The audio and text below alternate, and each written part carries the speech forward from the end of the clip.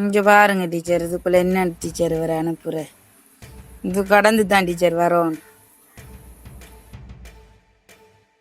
Teacher மட்டுமில்ல, இந்த காணொளி பார்க்கிற மக்கள் பாருங்க, உள்ளூராட்சி சபை உறுப்பினர்கள் பாருங்க, ஜனாதிபதி வரைக்கும் இருக்கிற மக்கள் பிரதிநிதிகள் எல்லாருமே பாருங்க. இந்த வீதியால ஒரு பாடசாலை மாணவன் ஷூ போட்டு, வெள்ளை கலர் ஜீன்ஸ் போட்டு, வெள்ளை கலர் சட்டை போட்டு, ஏன் நீல கலர் காய்ச்சட்டை போட்டு கூட போக இல்லாத அளவுக்கு இந்த வீதி காணப்படுது. இந்த வீதி மழை வந்தா இப்படித்தான், சின்னொரு மழை பெய்தாலும் கூட இந்த நிலைமைக்கு தான் இந்த வீதியானது காணப்படுது. ரகுநாதன் வீதி, பாரதிபுரம், ஐயங்கேணி பகுதியில் இருக்கக்கூடிய வீதி தான் இது.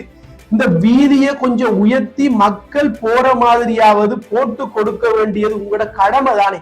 காரணம் என்னண்டா, இந்த பகுதியால எப்படி மக்கள் பயணிக்கிறது, ஒரு பிரதானமான வீதி, நிறைய குடும்பங்களை சுத்தி இருக்கிறாங்க.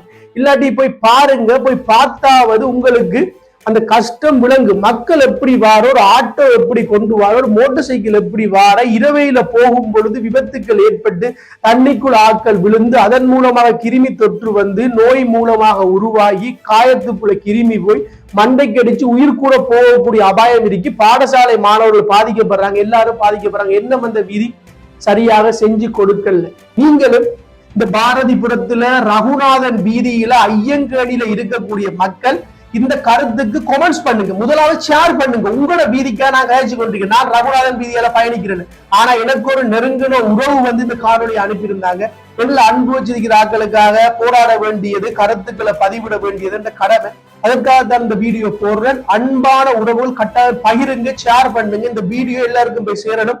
இந்த வீதியில மக்கள் போக முடியாது, இந்த வீதியை சரியாக செய்யணும். கிரவல் போட்டு உயர்த்தி அதுக்கு மேல கான்கிரீட் ரோட் போட்டா தான் இந்த வீதியானது மக்கள் போகக்கூடிய மாதிரி இருக்கும். ஆகவே மக்களுக்காகத்தான் நீங்க மக்களை ஏமாத்தி முட்டாளாக்கி மக்களோட உணர்வுகளை மக்களோட கஷ்டங்களை வச்சுட்டு வாழுவதற்கு நீங்க இல்ல அரவாசி ரோட்டை போடுறல அலைகேஷன் வந்தாங்க. காரணம் என்னன்னா, அடுத்த முறை எண்ணத்தை வச்சு எலெக்ஷன் கேட்கிறேன்.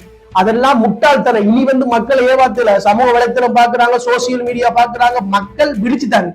நீங்க விழிக்கலாட்டி நீங்க எல்லாம் வந்து வீட்டை போய் நித்திர கொள்ள வேண்டியிருக்கு. கொஞ்ச நாள்ல ஜெயிலுக்கு போக வேண்டியும் இருக்கு. ஏன்னா நல்ல ஜனாதிபதி நம்ம நாட்டை ஆட்சி செய்யறாரு. ஒரு இடதுசாரி அரசாங்கம் வந்து நம்ம நாட்டை ஆட்சி செய்து நீங்க செய்யற குற்றங்கள் ஊழல்கள் எல்லாம் ஒரு நாளைக்கு வெளியில வரும்.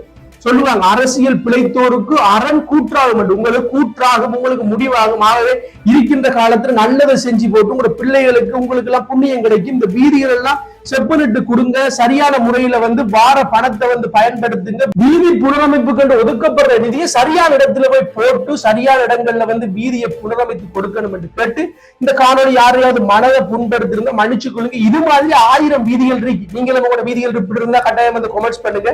4 நாய் வந்து பாத்ரூம் போனா அந்த வீதியை பார்க்கல. அது அப்படியான இடங்களாக, அப்படியான வீதிகளாகத்தான் என்ன நம்ம சமூகம் காணப்படுது என்று கூறிக்கொண்டு கட்டாயம் யாரையும் மனசை புண்படுத்திருந்தா மன்னிச்சு கொள்ளுங்க. யாரையும் புண்படுத்துவதற்காக, யாரையும் சுட்டி காட்டுவதற்காக இல்ல. மனசில் இருக்கிற வெறி, மக்கள் படுகின்ற துயர் ரெண்டையும் சேர்த்து தான் இந்த காணொலியை போடுறேன். கட்டாயம் இந்த காணொலியை பகிர்ந்து எல்லாருக்கும் போய் சேரட்டும். இந்த வீதிக்கு ஒரு நிரந்தரமான தீர்வு கிடைக்கணும் என்று கேட்டு, வீழ்வது நாமாயினும் வாழ்வது தமிழாகட்டும். நன்றி.